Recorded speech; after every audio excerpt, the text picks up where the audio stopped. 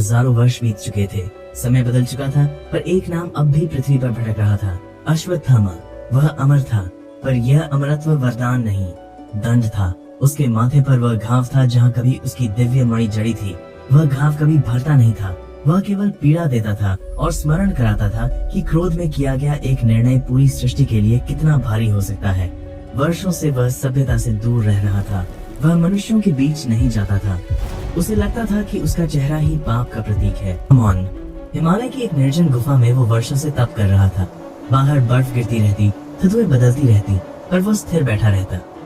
एक रात जब आकाश में घने बादल थे, उसके माथे के घाव में अचानक तीव्र जलन हुई। वह चौंक कर उठा। घाव से हल्की सुनहरी धुंध निकल रही थी। यह क्या है? उसने स्वयं से कहा। तभी उसे एक स्वर सुनाई दिया, अब समय है। उसने चारों ओर देखा, कोई नहीं था, पर स्वर स्पष्ट था। वह भ्रम नहीं था। उसके भीतर एक दिशा जाग उठी, जैसे कोई शक्ति उसे पुकार रही हो। वह गुफा छोड़कर नीचे की ओर चल पड़ा। 2 दिनों की यात्रा के बाद वह एक प्राचीन वन में पहुंचा। ये दंडक वन था, पर अब वह वैसा नहीं रहा था जैसा ग्रंथों में वर्णित है। यहाँ एक भारीपन था। पेड़ों की शाखाएं मुड़ी हुई थी, जैसे वे किसी अदृश्य भय से जकड़ी हो। जैसे ही वह वन के भीतर गया, उसे महसूस हुआ कि कोई उसे देख रहा है। अचानक एक विशाल काला भेड़िया उसके सामने आ खड़ा हुआ। उसकी आंखें लाल थीं और शरीर से धुएं जैसी छाया उठ रही थी। तुम अमर हो, भेड़िया बोला, पर यहाँ तुम्हारा अधिकार नहीं है। अश्वत्थामा शांत रहा। मैं अधिकार लेने नहीं आया, मैं उत्तर खोजने आया हूँ। भेड़िया हंसा। उत्तर? यहाँ केवल अंधकार है। भेड़िया उस पर झपटा। दोनों के बीच भीषण संघर्ष हुआ, पर इस बार अश्वत्थामा का युद्ध अलग था।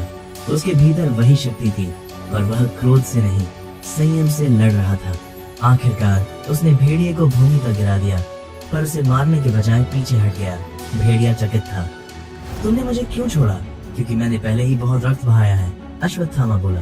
इसी क्षण वन में एक तेज प्रकाश फैला। वातावरण बदल गया। वहाँ प्रकट हुए हनुमान। उनकी उपस्थिति से अंधकार पीछे हट गया। तुम बदल रहे हो, हनुमान जी ने कहा। अश्वत्थामा ने पूछा, यह धुंध, यह स्वर? हनुमान जी बोले, कलयुग में अधर्म फिर से बढ़ रहा है। एक असुर शक्ति जन्म ले चुकी है, कोली असुर। वह मनुष्यों के मन में प्रवेश कर चुका है। मैं क्या कर सकता हूँ? अश्वत्थामा ने पूछा। तुम्हारा श्राप केवल दंड नहीं, अवसर है। यदि तुम इस अंधकार से लड़ोगे तो तुम्हें मुक्ति का मार्ग मिलेगा। तभी वन के भीतर से एक विशाल आकृति प्रकट हुई। काल भेड़िया। वह साधारण भेड़िया नहीं था, वह एक दिव्य योद्धा था जिसके भीतर वन की शक्ति समाई थी। उसने अश्वत्थामा को देखा। मैंने तुम्हारे बारे में सुना है, तुम वह हो जिसने क्रोध में निर्दोषों का वध किया।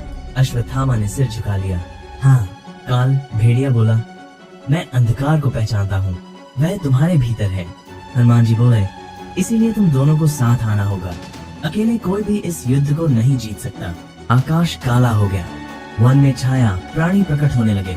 वे मनुष्य जैसे थे, पर उनकी आंखों में आत्मा नहीं थी। ये कोली असुर के दास हैं, हनुमान जी ने कहा। युद्ध प्रारंभ हुआ। अश्वत्थामा ने अपनी प्राचीन युद्ध कला का प्रयोग किया।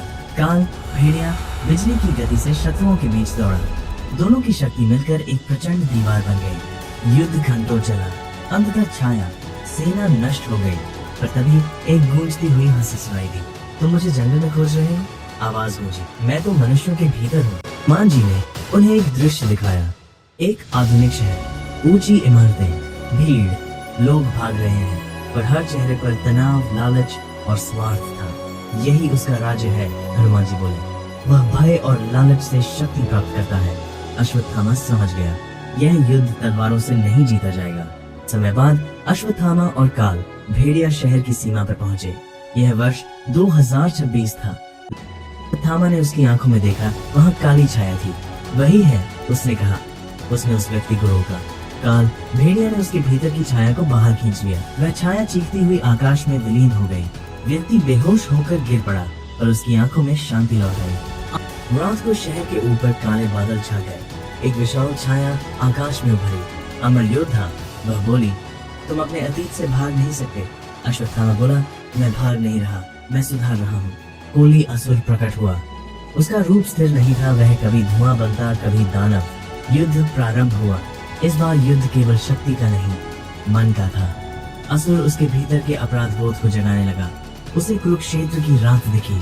अश्वत्थामा डगमगाया। तभी काल भेड़िया गरजा, अतीत तुम्हें परिभाषित नहीं करता। अश्वत्थामा ने आंखें बंद की। उसने अपने अपराध को स्वीकार किया, पर उसे अपनी पहचान नहीं बनने दिया। उसके माथे का घाव पहली बार जलना बंद हुआ। उससे प्रकाश निकला। वह प्रकाश कोली असुर से टकराया। असुर चीखा। धीरे धीरे उसकी छाया बिखरने लगी।